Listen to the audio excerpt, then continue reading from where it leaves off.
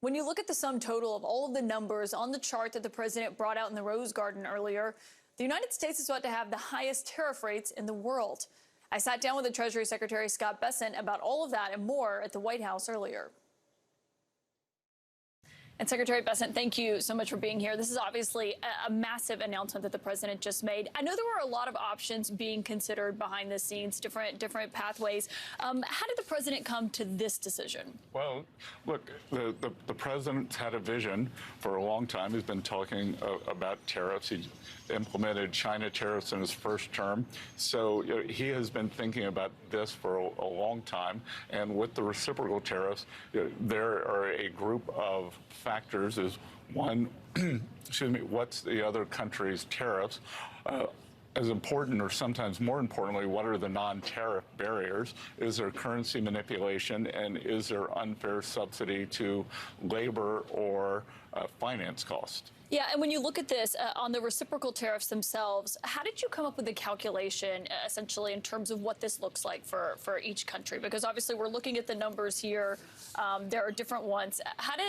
And I can see some of the countries disputing some of these reciprocal tariffs, saying that's not actually what we charge. What would your response to that be?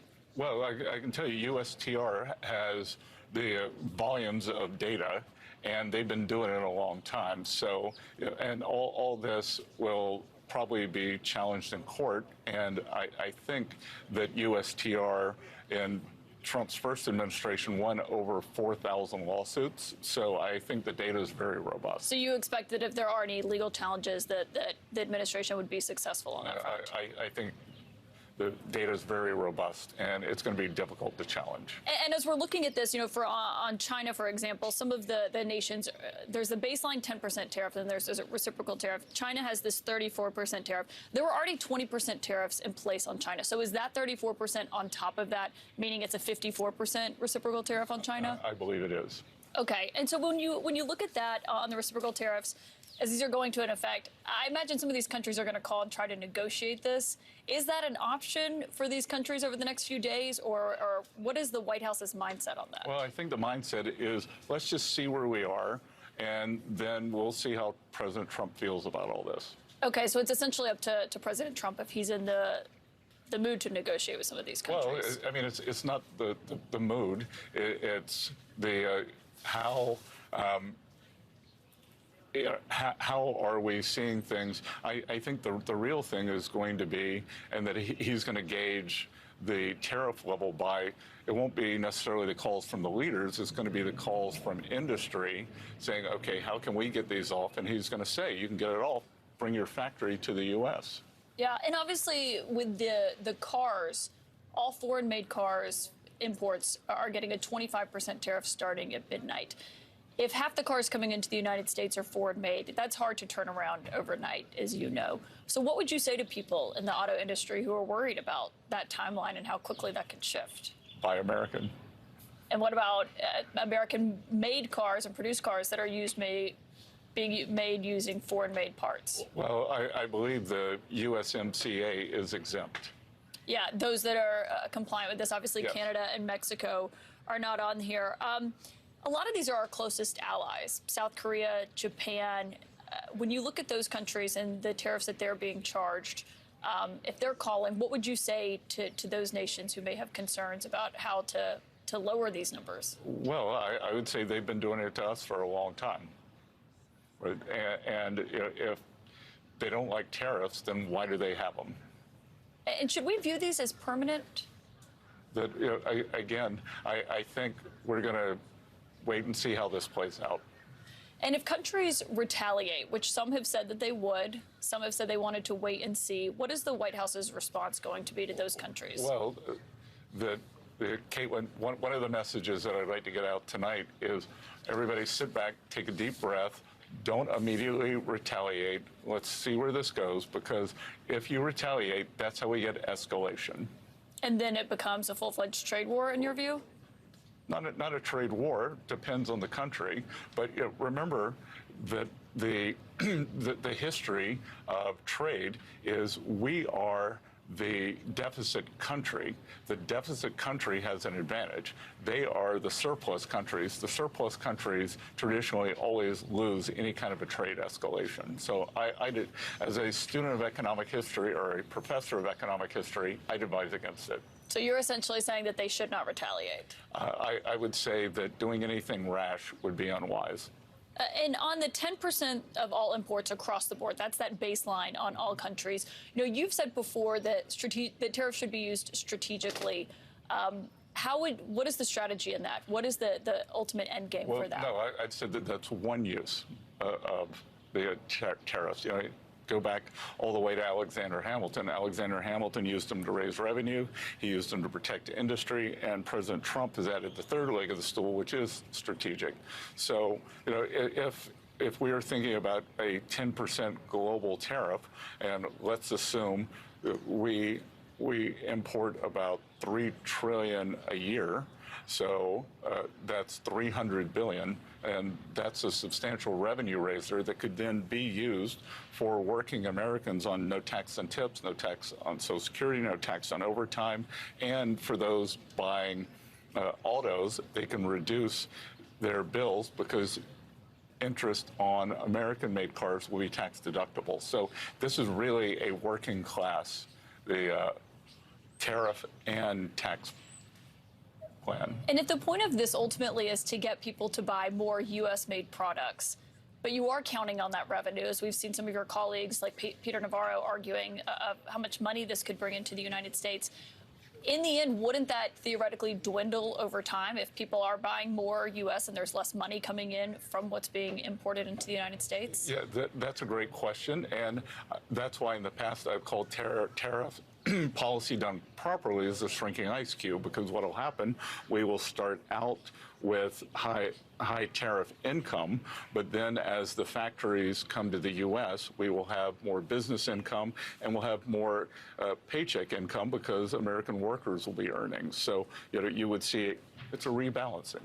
So we'd rebalance away from tariffs to more domestic income. But the idea that it would put a dent in the national debt then would seem not to be likely, right? Well, not at all, because for right now, we have the income that we have, and we will be adding tariff income to that.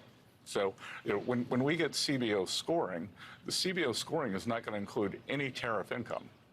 It's not going to include any. So this is all going to be extra. So we're at this, that the other T, other than tariffs, is tax. And from here, I'll be spending most of my time on the tax deal, and we're in this strange betwixt and between on the tax deal, because there will be substantial tariff income, there will be substantial cost savings, and we're not going to get credit for either of those with CBO scoring. Well, and obviously that's why you've been having a lot of conversations with Republican lawmakers. But before I get to that in a moment, we're seeing international markets start to respond to the president's announcements. Obviously, the markets in the United States are already closed. What do you expect the stock market to look like when it opens tomorrow in reaction to this? I don't know. I don't know where it's going to trade open tomorrow. I don't know where it's going to close tomorrow. And I think what's going to be important are the underlying economic fundamentals, because at the end of the day, Warren Buffett says in the short run, the market's a voting machine. In the long run, it's a weighing machine.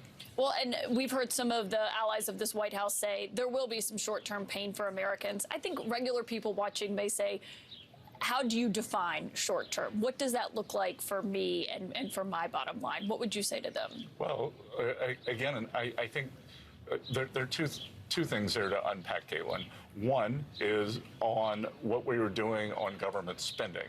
So we were bringing down government jobs, we're bringing down government borrowing. So this unsustainable level of government stimulus is stopping. And then on the other side, private sector jobs and private sector borrowing will take over. Those may not be perfectly matched, but we did see an increase of 10,000 manufacturing jobs last month. On the other side, when you think about especially for working Americans, could we get a price adjustment due to the tariff? Maybe, maybe not. Walmart's CEO seems intent on making China, or his suppliers in China, eat all the tariffs. So Walmart, biggest retailer in America, 40 million people a week go in there. So, and then on the other side, once the tax bill gets through, then we will see the decrease for working Americans. So that's why part of what I've been doing up on the Hill is pushing the House, pushing the Senate, and they don't need much pushing because I think the most undertold story in Washington these days is the level of Republican unity. Yeah, well, on that front, and we'll see what Republicans do and how that looks. Obviously, that's the president's ambitious agenda. But on, the argument of short-term pain, long-term gain, which it seems what you're arguing about the long-term, what this will look like, prices will go up for Americans in the short term, right? They could. They don't have to. And that's if they don't have to, you're arguing if businesses do not pass those on to those consumers. Well, in the President Trump's first administration, prices didn't go up, so the businesses don't have to pass them on, or the producers in the other countries can eat the tariffs. And traditionally, the dollar adjusts. So it's a very complicated calculus to see where we end up. Yeah, and of course, these are much broader than the ones in the first term. The president was making the argument in the Rose Garden about what economists predicted then and what this looks like now. But on what you mentioned on what the president promised on the campaign trail, whether it comes to no taxes on tips or Social Security, do you envision this in a large way helping pay for that? Because sometimes that's a criticism from critics of this White House, saying that he's just using these tariffs to pay for the extension of those tax cuts. Well, for the extension of the tax cuts or the new no tax on tips, no tax on Social Security, no tax on overtime, and auto deductibility. And look, what's wrong with that? That if we take the 10% ring around the globe tariff, that if there's a currency appreciation, if the producers eat a portion of it, and then there's a slight price adjustment. On the other side, you have all four of those things happening for working Americans. At the end of the day, we could imagine that their real after-tax purchasing power has substantially increased. And we'll see what that looks like. But on just this overall, you're coming into this, some people say, most Americans, I feel pretty good about where the economy was when President Trump took office. We saw the stock market rally. Do you have any concerns that this announcement will put that in jeopardy for Americans? Well, first of all, Kaitlan, I would back up because out on the campaign trail and for the previous year, I called it the steroid economy. It looks great on the outside. You're kind of big, muscular in this, but on the inside, it's killing your internal organs. And what was happening was we were heading for a financial crisis. We were at 6.7% deficit to GDP, which we've never had when we weren't at war, weren't in a recession. And no matter what, we were going to have to put the brakes on that. So that as we bring that down, I'm feeling pretty good about averting the crisis and getting to the other side of this. Secretary Bessent, thank you so much for your time. Good to see you.